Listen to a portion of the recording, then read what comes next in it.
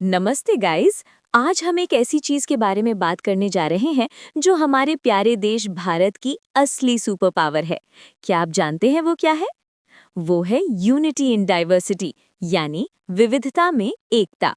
यानी हमारी अलग अलग होने में ही हमारी सबसे बड़ी ताकत छिपी है। और आज हम इसी जादुई ताकत को करीब से समझेंगे।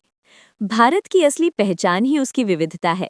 जब हम इस अध्याय का शीर्षक पढ़ते हैं, विविधता में एकता या एक में अनेक, तो ये सिर्फ शब्द नहीं है, बल्कि हमारे देश की आत्मा है।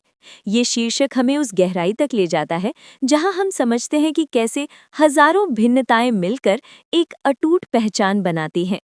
जरा इस थाली को देखो, जैसे अलग अलग रंगों और आकार के दाने मिलकर एक पौष्टिक आहार बनाते हैं, बिल्कुल वैसे ही भारत के अलग अलग लोग मिलकर एक महान राष्ट्र बनाते हैं। जरा अपनी क्लास के बारे में सोचो। कोई लंबा है, कोई छोटा, कोई किसी और राज्य से है, लेकिन आप सब एक ही सेक्शन का हिस्सा है ना। यही है एक में अनेक का असली मतलब। अब आगे चलते हैं और देखते हैं कि हमारे महान विचारकों ने इसे कैसे परिभाषित किया है। भारत की हमारी फिलॉसफी को समझने के लिए हमें टैगोर और श्री अरबिंद जैसे महापुरुषों के चश्मे से देखना होगा। उनके विचार ही हमारे लोकतंत्र और समाज की नींव हैं। रविंद्रनाथ टैगोर ने बहुत सुंदर बात कही, अनेकता में एकता के सत्य का आनंद। यानी जब हम अपनी भिन्नताओं के बीच उस एक सच को ढूंढ लेते हैं जो हमें जोड़ता है, तो वही सबसे बड़ा आनंद है। श्री अरविंद के अनुसार विविधता में एकता भारत का स्वभाव और धर्म है। ये एक में अनेक का भाव है। उनके लिए ये कोई थोपी हुई चीज नहीं, बल्कि भारत का बेसिक नेचर है। दोस्तों, इमेजिन करके देखो, ये महान विचार किसी भी बिल्डिंग की फाउंडेशन की तरह हैं। दिखते नहीं हैं, पर पूरी इमारत इन्हीं के भरोसे खड़ी होती है। विविधता कोई किताबी कॉन्सेप्ट नहीं है, ये तो वो है जिसे हम अपनी आंखों से देख सकते हैं। एक जर्नी के जरिए हम इसे बेहतर समझ सकते हैं। बदलते भूदृश्य। नोट करो बच्चों, ट्रेन की खिड़की से हर 100-200 किलोमीटर पर नज़ारा बदल जाता है। कहीं लहलहाते खेत, तो कहीं सूखा रेगिस्तान। वेशभूषा और भोजन। ट्रेन के डिब्बे के अंदर भी आपको अलग अलग तरह के कपड़े और तरह तरह की टिफिन की खुशबू मिलेगी। भाषा और लिपियाँ। हर स्टेशन पर साइन बोर्ड की लिखावट, स्क्रिप्ट्स और लोगों की बोलियां बदल जाती हैं। क्या आपने कभी फैमिली ट्रिप पर नोटिस किया है कि साथ वाली सीट पर बैठे लोग आपसे बिल्कुल अलग भाषा बोल रहे होते हैं, या उनका खाना आपसे बिल्कुल अलग होता है? यही तो भारत की जीती जागती कहानी है। भारत कितना विशाल है, ये समझने के लिए हमें डेटा और मैप्स का सहारा लेना पड़ेगा। ये आंकड़े हमें हमारी व्यापकता का एहसास कराते हैं। भारतीय मानव विज्ञान सर्वेक्षण एंथ्रोपोलॉजिकल सर्वे ऑफ इंडिया के पीपल ऑफ इंडिया प्रोजेक्ट के अनुसार हमारे यहाँ 4635 समुदाय रहते हैं। हम संवाद के लिए 325 भाषाओं और 25 लिपियों का उपयोग करते हैं। सोचिए, कितनी बड़ी बात है। प्रवासी माइग्रेंट्स, ये वो लोग हैं जो काम या पढ़ाई के लिए एक जगह से दूसरी जगह जाते हैं और अपने साथ अपनी संस्कृति का स्वाद और रंग भी ले जाते हैं। जैसे आपकी क्लास में कोई बच्चा केरल या पंजाब से आता है और लंच में अप्पम या पराठा लाता है, वो एक प्रवासी के रूप में अपनी संस्कृति आपसे साझा कर रहा होता है। इतने सारे अलग अलग तरह के लोग सदियों से एक साथ कैसे रह रहे हैं, ये सवाल दुनिया भर के विद्वानों को सोचने पर मजबूर करता है।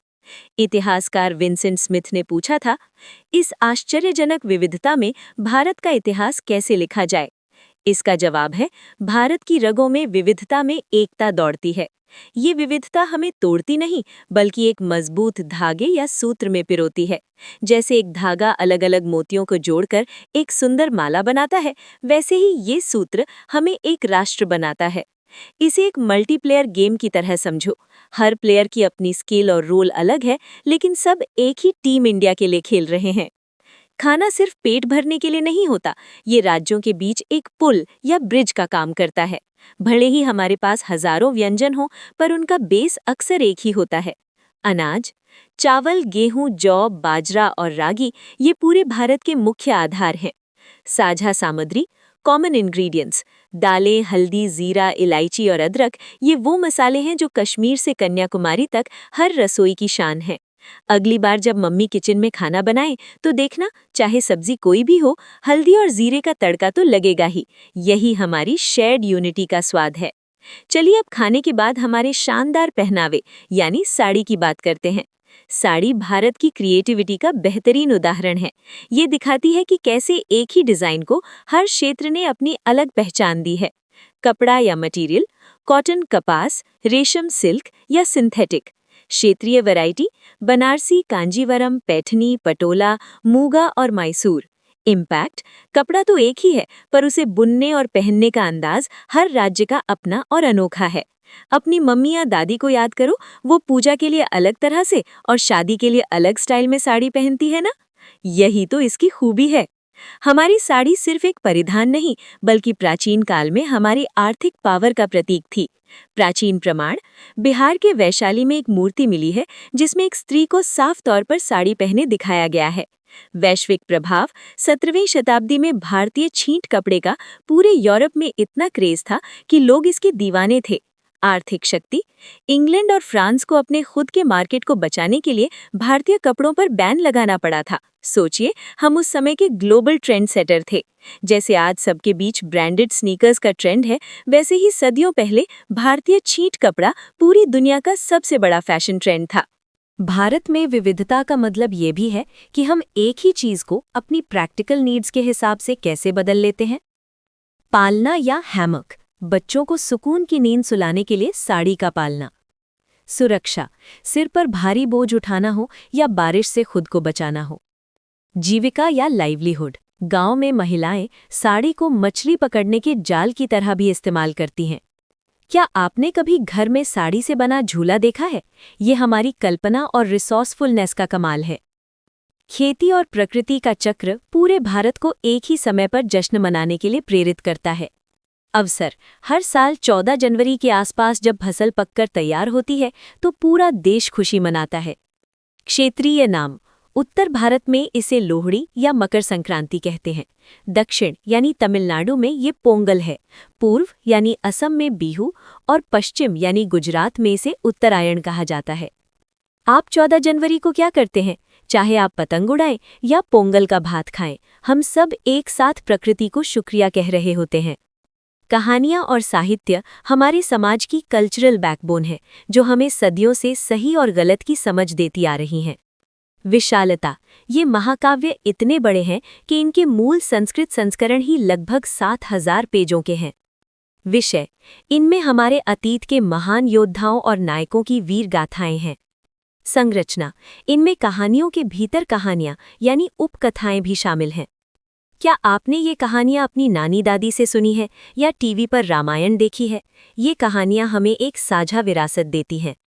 ये कहानियां सिर्फ मनोरंजन के लिए नहीं है, इनका केंद्र हमारे मॉरल वैल्यूज हैं जो हर भारतीय के दिल में बसे हैं।